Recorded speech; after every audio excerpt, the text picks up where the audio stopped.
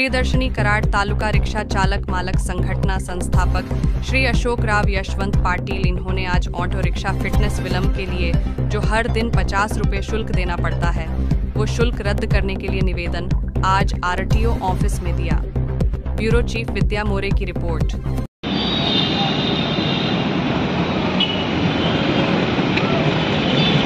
आज महाराष्ट्र राज्यामध्ये सर्व रिक्षा चालक मालक संघटनेने बंद पुकारलेला आहे। रात्री 12 वाजल्यापासून काल त्या संध्याकाळी 5 वाजेपर्यंत संपूर्ण बंद आहे। सगळ्यात प्रभावीपणे कोल्हापूर जिल्हा 16,000 रिक्षा 8 तालुक्यामधील त्यांनी संपूर्ण बंद ठेवलेले आहे। आणि आज त्या ठिकाणी माननीय मुख्यमंत्र्यांनी सुद्धा त्यांना दुपारी बैठकीसाठी बोलवले आहे। रिक्षावाल्यांचे जे महत्त्वाचे प्रश्न आहेत, सगळ्यात महत्त्वाचा प्रश्न म्हणजे रिक्षा पासिंगला फिटनेस दंड जो आहे 50 रुपये शुल्क।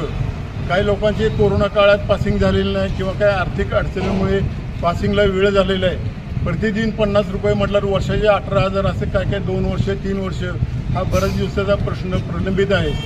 यावर पुणे लक्झरी असोसिएशन याने हायकोर्टात सुद्धा केस दाखल केली, परंतु निर्णय त्यावेळेला संघटनेच्या विरुद्ध गेला। परंतु ह्यावर आता काय पर्याय काढायचा ही सर्व जिल्ह्यातून या ठिकाणी संघटना प्रयत्न करते।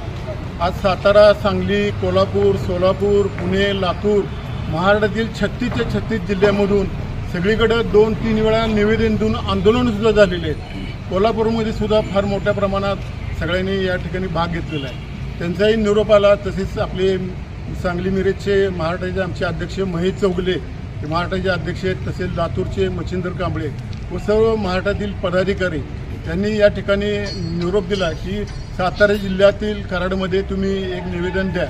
मग आम्ही म्हटलं बंद काय करत नाही, कारण सध्या मुलींच्या शाळा सुरू झालेल्या आहेत, ॲडमिशनची गडबड आहे, काही वयोवृद्ध पालक असतात किंवा आजारीपणाचा प्रश्न असतो, म्हणून बंद ठेवण्यापेक्षा 1-2 तास आपल्या निवेदनापुरतं बंद ठेवून आपण त्यांना पाठिंबा द्यायचा सर्वांच्या ठिकाणी या ठिकाणी ठरलेलं आहे। आज या ठिकाणी साहेब कराड शहरातील आमच्या जेवढ्या रिक्षा संघटना आहेत त्या सर्व यामध्ये घेतलेले आहेत। म्हणजे कुणाला असं वेगळं काय राजकीय किंवा काय विषय नाही, म्हणजे सर्वांना एकत्रित करून सगळ्यांचा प्रश्न शेवटी एकच आहे। आज काही पावसामुळे काय आणखीन आलं नाहीत। आज या ठिकाणी स्कूल बसवाले आहेत, जे शजापूर गेटचे आहेत, आपले शिवसेनेचे आहेत, सगळ्या पक्षाचे या ठिकाणी आहेत, किंवा काय कुठं नसलेले पण गेट असलेले आपले प्रियदर्शनी आहे, गुजर हॉस्पिटल गेट आहे, हे सर्व ॲप्टे रिक्षावाले, 6 सीटरवाले, स्कूल बसवाले, खाजगी टेम्पोवाले सगळेच यामध्ये इन्व्हॉल्वमेंट आहे। आणि अशी आपली युनिटी आहे की नुसते रिक्षापुरतं आपण नाही तर आपल्या